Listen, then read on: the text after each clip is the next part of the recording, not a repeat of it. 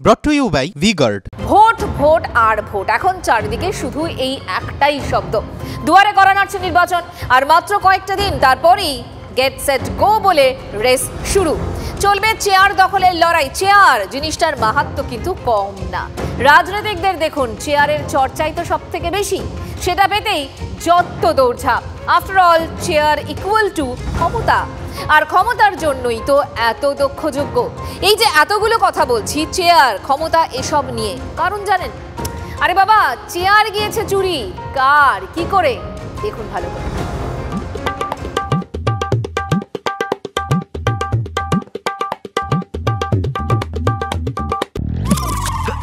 গোঁফ গিয়েছে চুরি পর্যন্ত কবি ভেবে ফেলেছিলেন, কিন্তু চেয়ার চুরি, তাও পার্টি অফিস থেকে। চোর অবশ্য ভেদাভেদ করেননি, তৃণমূলের ঘর থেকেও নিয়েছেন, আর বিজেপির ঘর থেকেও সমান সমান বিচার।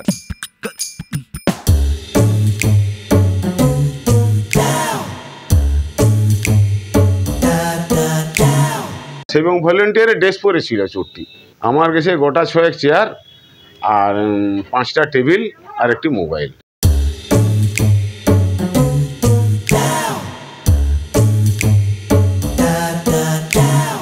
ওটা 15টা চেয়ার আর 2টো টেবিল ছিল। চুরি কি হয়েছে সেটা বড় বিষয় না, চুরিটা কিভাবে হলো বা চুরিটা কেন হলো সেটা বিষয়।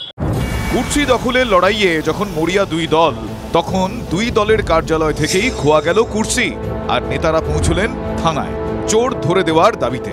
বাঁকুড়া শহরের জনবহুল এলাকায় দুই দলেরই পার্টি অফিস, সেখানেই চোরের উৎপাত। হতবাক দুই দল।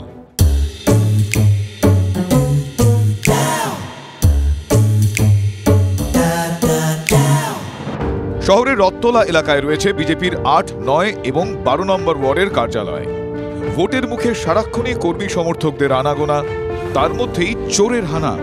তারপর সিসিটিভি ফুটেজে চোখ রাখতেই তার সাক্ষাৎ কপালে। দেখা যায় বেশ কয়েকটি প্লাস্টিকের চেয়ার ও টেবিল রিকশায় চাপিয়ে চম্পট দিচ্ছেন একজন, এমনকি কিছু দলীয় পতাকাও হাফিস, যাতে বোধহয় কারো সন্দেহ না হয়। আমরা এখন বর্তমানে বাস করছি পশ্চিমবঙ্গে, এবং এই পশ্চিমবঙ্গের অর্থনীতি একেবারেই ভেঙে পড়েছে।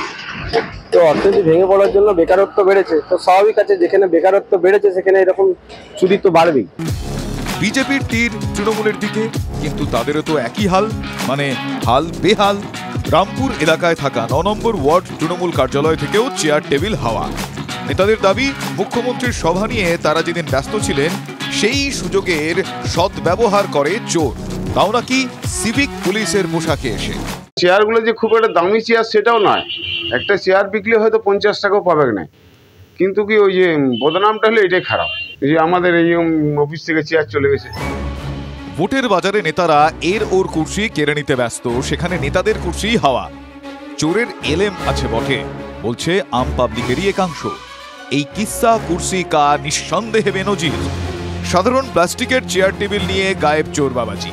এর অফিসেও হাত সাফাই, ওর অফিসও সাফ। তৃণমূল বিজেপি ছাড় নেই কারণ, বিচার কিন্তু সমান। তবে শাসক বিরোধী দুপক্ষের নেতারাও এখন বিচার চেয়ে পুলিশের দুয়ারে। এখন দেখার কবে পুলিশের হাতে আসে চোরের গর্দান।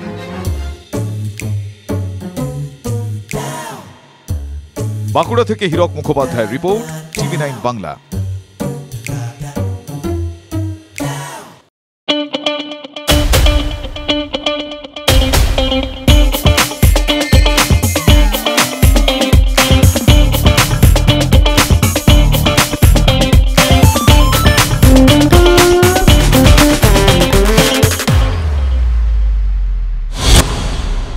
দিলীপ ঘোষ, তার ক্ষেত্রে তো বলা যায় নাম হি কাফি হ্যায়।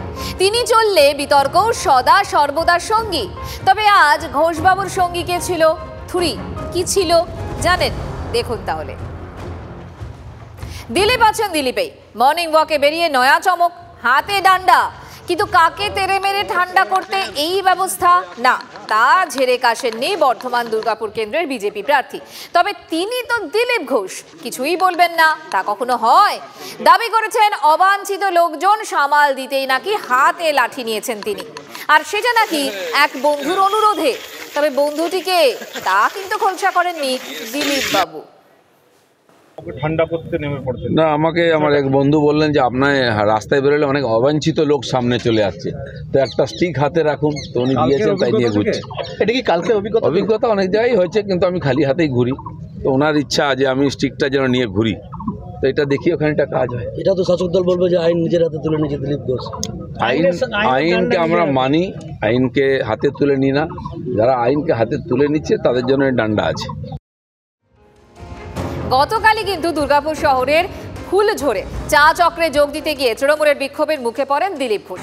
তাকে দেখে গো ব্যাক স্লোগান দেওয়া হয়, তুমুল বিক্ষোভ হয়, দুপক্ষের হাতাহাতিতে উত্তপ্ত হয়ে ওঠে একা। পরে পুলিশ ঘটনাস্থলে গিয়ে পরিস্থিতি নিয়ন্ত্রণে আনে। এমনিতে গরমাগরম নানা কথা দিলীপ ঘোষের মর্নিং ওয়াকের পার্ট অ্যান্ড পার্সেল, কিন্তু গতকালের তুমুল বিক্ষোভ ছিল টুইস্ট, আর তারপরে আজ হাতে লাঠি। যোগসূত্র আছে।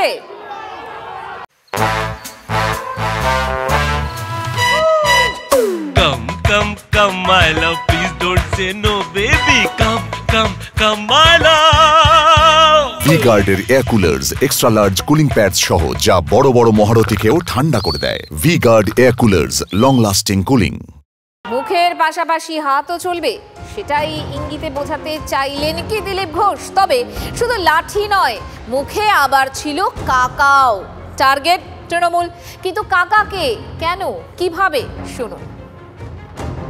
যাদেরকে বেশি গালাগালি দিত, টিএমসি সমালোচনা করত, এমন পরিস্থিতি তাদের পায়ে গিয়ে পড়তে হচ্ছে। নির্বাচন কমিশন নাকি বিজেপির দালাল, তো সকাল বিকাল নির্বাচন কমিশন। রাজ্যপালের বাড়িটা নাকি বিজেপির অফিস, তো সকাল বিকাল রাজ্যপালের কাছে। কি এমন পরিস্থিতি হয়ে গেল? তো ওয়াক্ত পড়ে বাঁকা তো গাধা কো কহে কাকা। সময় খারাপ হয়েছে আজকে টিএমসির। রাস্তায় নাই, মাঠে নাই রাজ্যপালের অফিস, আর না হলে নির্বাচন অফিস। নির্বাচনটা তো পাবলিক ভোট দেবে, পাবলিক ডোমেনে আসুন না, লড়ুন, লোক ঠিক করে দেবে কে ভুল কে ঠিক। বিশ্বাস নেই, জিতে গেল পাবলিক আমাদের জিতিয়েছে। আর যখন পেঁচিয়ে পড়বেন তখন কাকা বাঁচাও, মেসো বাঁচাও, পিসে বাঁচাও, একই রাজনীতি। দম নেই কোমরে, আর আপনার স্পোক্সম্যানরা উল্টা পাল্টা ডায়লগ দিচ্ছে। পাবলিকের সবার জম নাই। ওনার জেলা প্রেসিডেন্ট উত্তর চব্বিশ পরগনা বলে দিয়েছে লোকের কাছে ভোট চাইতে লজ্জা করছে। সেই লজ্জায় মুখ দেখাতে পারছেন না, এখন অফিসে যাচ্ছে। Brought to you by V-Guard.